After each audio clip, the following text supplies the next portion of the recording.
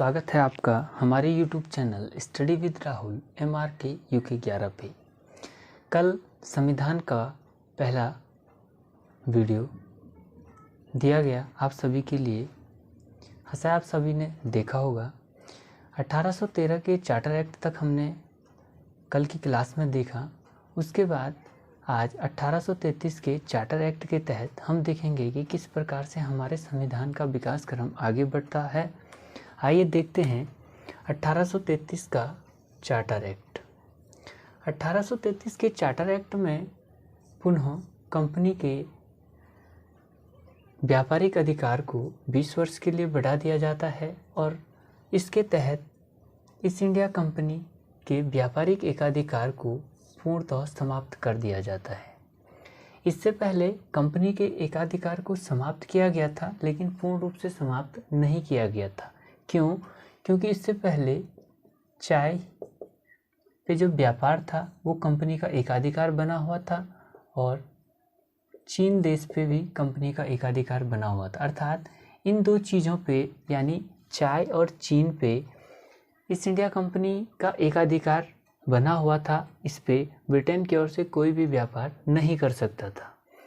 इस प्रकार यहाँ से एक MCQ बन जाता है कि ईस्ट इंडिया कंपनी का पूर्ण रूप से एकाधिकार किस अधिनियम के तहत खत्म किया गया, तो वो किया गया आपका 1833 के चार्टर एक्ट के तहत।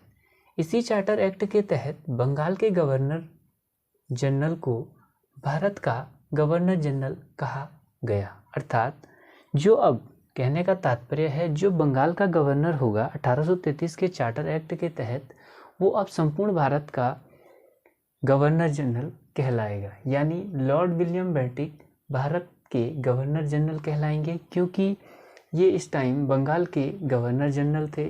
तो जब गवर्नर जनरल के पद को भारत का गवर्नर जनरल कर दिया गया, तो इन्हें भारत का प्रथम गवर्नर जनरल के रूप में जाना गया।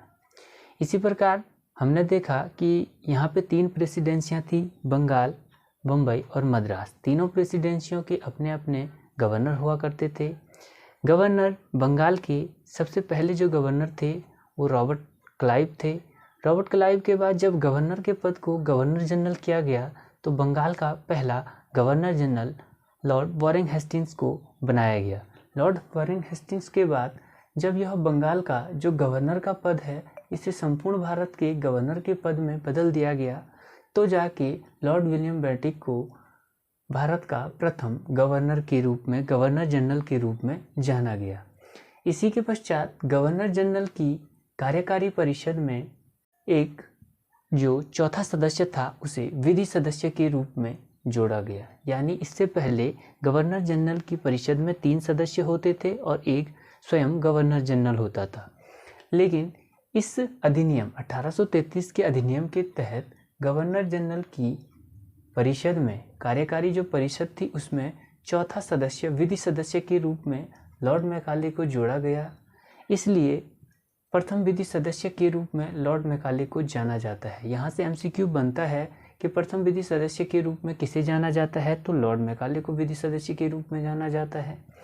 तथा इस अधिनियम के बाद यानी जो चार्टर एक्ट है, इसके बाद 1834 में प्रथम विधि आयोग की स्थापना की गई लॉर्ड मैकाले की अध्यक्षता में, तथा जिसके बाद इसकी सिफारिश पर IPC इंडियन पेनल कोड लागू किया गया। किस अधिनियम के तहत? 1833 के तहत। 1833 अधिनियम के तहत दास प्रथा को गैर कानूनी घोषित करने का प्रावधान किया गया, तथा उक्त जो आपके लॉर्ड विलियम बेंटिक गवर्नर थे, उन्हें आदेश दिया गया कि इस प्रथा को समाप्त करने के लिए उचित कदम उठाए जाएं। तथा इसके 10 साल बाद जो गवर्नर हुए वो लॉर्ड एलन ब्रो के समय दास प्रथा को समाप्त कर दिया गया। इसी चार्टर एक्ट 1833 के अंतर्गत यह प्रावधान भी किया गया, क्योंकि जो जातिगत आधार पर सरकारी सेवाओं में हो रहे भेदभाव को समाप्त करने का इसमें प्रयास किया गया। इसके बाद हम देखेंगे कि 1853 के चार्टर एक्ट के प्रावधानों में क्या दिया जाता है। तो 1853 के यानी 1853 चार्टर एक्ट के तहत कंपनी के महत्वपूर्ण पदों को प्रतियोगी परीक्षाओं के माध्यम से भरने का प्रावधान किया जाता है। अर्थात पहली बार यह प्रावधान ब्रिटिश सरकार के द्वारा लाया जाता है कि जो कंपनी के जो पद हैं उन्हें प्रतियोगी परीक्षाओं के माध्यम से भरने की वो की गई। उसके बाद सिविल सेवकों की भर्ती हेतु खुली प्रतियोगिता रखी गई। अर्थात अब भारतीयों को भी सिविल सेवक की भर्ती में शामिल होने का अवसर प्राप्त होगा। इससे पहले किसी भी भारतीय को सिविल सेवक की परीक्षा में शामिल होने नहीं दिया जाता था और इससे पहले केवल ब्रिटिश ही इस पद को ग्रहण करते थे। लेकिन 1853 का जो चार्टर एक्ट हुआ उसके तहत सिविल सेवक यानी आज के टाइम पे आप देखेंगे UPSC union public service commission के अंतर्गत जो सिविल सर्वेंट नियुक्त होकर के आते हैं उनके ही अंतर्गत ये खुली परीक्षा का जो प्रावधान किया गया वो 1853 के चार्टर एक्ट के तहत किया गया। हालांकि एक क्वेश्चन भी आता है सिविल सेवक डे के रूप में 21 अप्रैल को आपका सिविल सेवक डे मनाया जाता है और इसी अधिनियम के तहत विधि सदस्य को पूर्ण दर्जा प्रदान किया गया। 1833 में हमने देखा कि चौथे सदस्य के रूप में विधि सदस्य को जोड़ा गया था जो गवर्नर जनरल की कार्यकारी परिषद में एक सलाहकारी सदस्य के रूप में चुना गया था। उसकी सलाह को मानना या ना मानना वो गवर्नर जनरल की इच्छा पर निर्भर करता था। लेकिन यहाँ पे जब विधि सदस्य को पूर्ण दर्जा दिया गया यानी वो अब यहाँ पे मतदान कर सकता था किसी मुद्दे पर। उसके बाद 1858 यानी 1858 का भारत शासन अधिनियम आता है। भारत शासन अधिनियम इसलिए कहा जाता है क्योंकि इससे पहले जो भी ये चार्टर एक्ट आते थे ये राजा के आदेश होते थे। लेकिन 1858 का जो अधिनियम हुआ वो संसद के द्वारा पारित किया गया। ऐसा क्यों हुआ? क्योंकि 1857 में भारत में 1857 की क्रांति एक बड़े मुद्दे पर पहुंच जाती है जिससे ब्रिटिश को लगता है कि 1857 के विद्रोह से ब्रिटिश यहाँ पे अधिकांश क्षेत्र को अपने हाथों से खो चुकी थी और यह विद्रोह काफ़ी बड़े स्तर तक पहुंच चुका था, जिसके कारण अब ब्रिटिश ने यहाँ पे यह निर्णय लिया, ब्रिटिश सरकार ने यह निर्णय लिया यहाँ पे कि क्यों ना कंपनी के शासन को समाप्त कर दिया जाए और सीधे ब्रिटिश क्राउन यानी जो वहाँ पे राजा और या वहाँ की रानी होती हैं उनके प्रत्यक्ष रूप से उनका शासन भारत में स्थापित किया जाए। इसलिए 1858 भारत शासन अधिनियम लाया गया। उस टाइम जो ब्रिटेन की महारानी थी वो थी महारानी विक्टोरिया। तो इस अधिनियम के तहत क्या किया गया कि ईस्ट इंडिया कंपनी के शासन को समाप्त कर दिया गया और भारत का शासन ब्रिटिश क्राउन के अधीन कर दिया गया, यानी जो वहाँ की ताज थे उनके अधीन डायरेक्टली भारत का शासन चला जाता है। जब यहाँ से कंपनी का शासन समाप्त कर दिया गया तो आपने देखा इससे पहले board of control and board of director की नियुक्ति की गई थी कंपनी पर नियंत्रण को स्थापित करने के लिए। तो जब कंपनी का ही शासन समाप्त कर दिया गया तो इसी अधिनियम के तहत बोर्ड ऑफ कंट्रोल और बोर्ड ऑफ डायरेक्टर को भी समाप्त कर दिया गया। लेकिन जब इन्हें इस पद को समाप्त कर दिया गया तो इसमें ब्रिटिश मंत्रिमंडल में भारत सचिव पद का सृजन किया गया।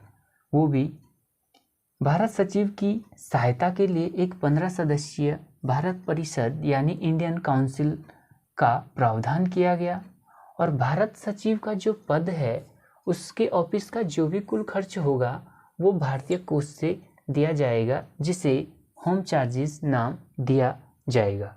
अर्थात कहने का तात्पर्य है ब्रिटिश सरकार का मानना था कि जो भारत सचिव का पद है वो भारतीयों के लिए बनाया गया है, भारत के लिए काम करेगा, भारत के लिए सोचेगा, तो उसका ऑफिस का जो भी खर्च होगा, जो भी व्यय आएगा वो भारतीय कोष से दिया जाएगा। इसी के तहत 1858 के अधिनियम के तहत जो गवर्नर जनरल के पद को वायसराय के रूप में बदल दिया गया। अब यहाँ पे देखिए, सबसे पहले जब पद था वो था गवर्नर, फिर इसे गवर्नर जनरल किया गया और गवर्नर जनरल के बाद इसी पद का नाम वायसराय, यानी पद समान है,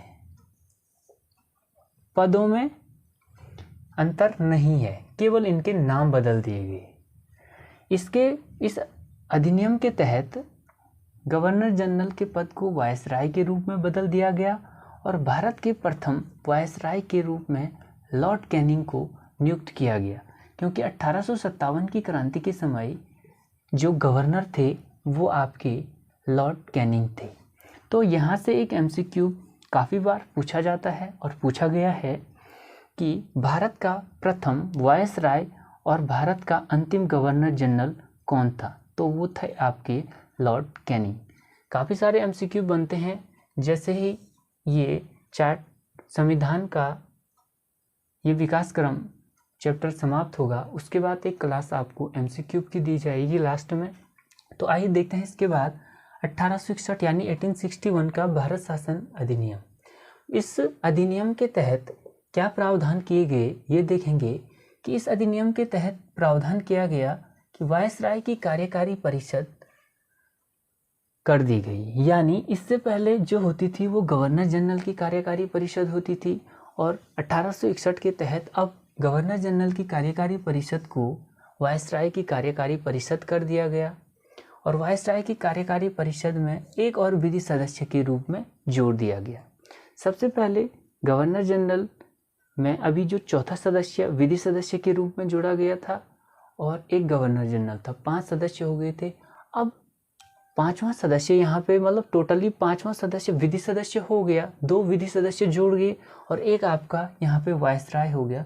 तो यहाँ पे कुल सदस्य वायसराय की कार्यकारी परिषद में कुल 6 सदस्य हो गए। किस अधिनियम के तहत? 1861 अधिनियम के तहत। इसके बाद 1861 अधिनियम के तहत कानून बनाने की प्रक्रिया में भारतीयों को सम्मिलित किया गया तथा वायसराय की विधायी परिषद में 3 भारतीयों को गैर सरकारी रूप में नामित किया गया। अर्थात जो कानून बनाने की प्रक्रिया होती थी वायसराय या गवर्नर की कार्यकारी परिषद में, उसमें अभी तक भारतीयों को शामिल नहीं किया गया था। तो 1861 के अधिनियम के तहत भारतीयों को इसमें सम्मिलित करने का प्रावधान किया गया और वो भी 3 गैर सरकारी अर्थात किसी भारतीय गैर सरकारी सदस्यों को सम्मिलित किया गया। गैर सरकारी सदस्य का तात्पर्य है कि जो मंत्रिमंडल का सदस्य न हो करके, यानी जिन्हें किसी मंत्रिमंडल में मंत्री का पद न हो करके उसके सदस्य के रूप में बनाया जाता है, तो वो गैर सरकारी सदस्य के रूप में जाने जाते हैं। 1861 के अधिनियम के तहत वायसराय को यहाँ पर कुछ अधिकार भी प्रदान किए जाते हैं। किस प्रकार के अधिकार होते हैं ये देखते हैं। वायसराय अपनी कार्यकारी परिषद में कम से कम 6 सदस्य और अधिक से अधिक 12 सदस्यों को नियुक्त कर सकता था। अर्थात यहाँ पे वायसराय को जो है वो नियुक्ति का अधिकार प्रदान किया गया और वायसराय अपनी कार्यकारी परिषद की सलाह पर ही कार्य करेगा। उसके बाद यहाँ पे एक शक्ति प्रदान की गई कि वायसराय को आपात स्थिति यानी विकट स्थिति में अध्यादेश जारी करने की शक्ति प्रदान कर दी गई और अध्यादेश की अधिकतम समय सीमा 6 माह होती है और न्यूनतम समय सीमा 6 सप्ताह होती है। अध्यादेश वर्तमान समय में तब जारी किया जाता है जब संसद के सदन में अर्थात संसद के दोनों सदन यदि सत्र में न हो और कानून बनाना अति आवश्यक हो तो राष्ट्रपति या राज्यपाल के द्वारा अध्यादेश जारी कर दिया जाता है। जहाँ पे ये टॉपिक आएगा मैं आपको वहाँ पे क्लियर करवा दूँगा। तो यहाँ पे इतना ही है।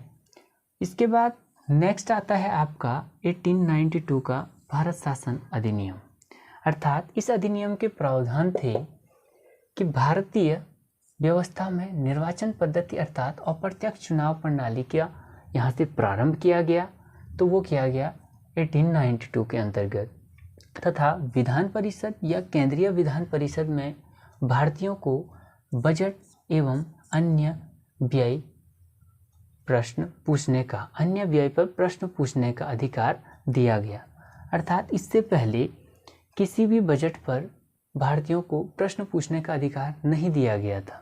वो दिया गया आपका 1892 यानी 1892 के अंतर्गत भारतीयों को बजट पर प्रश्न पूछने का अधिकार दिया गया। हालांकि इन्हें अभी तक बजट पर मतदान का अधिकार प्राप्त नहीं हुआ था। इस प्रकार हमने देखा 1892 तक के चार्टर एक्ट को। इसके बाद आपका 1909 का मानली मिंटो सुधार अधिनियम आएगा और उसके बाद 1919 का अधिनियम और 1935 के अधिनियम के साथ ही ये संवैधानिक विकास क्रम को समाप्त करके हम संविधान के अंतर्गत आगे बढ़ेंगे। इसलिए इस क्लास को यहीं समाप्त करते हैं। फिर मिलते हैं आपको अगली क्लास में।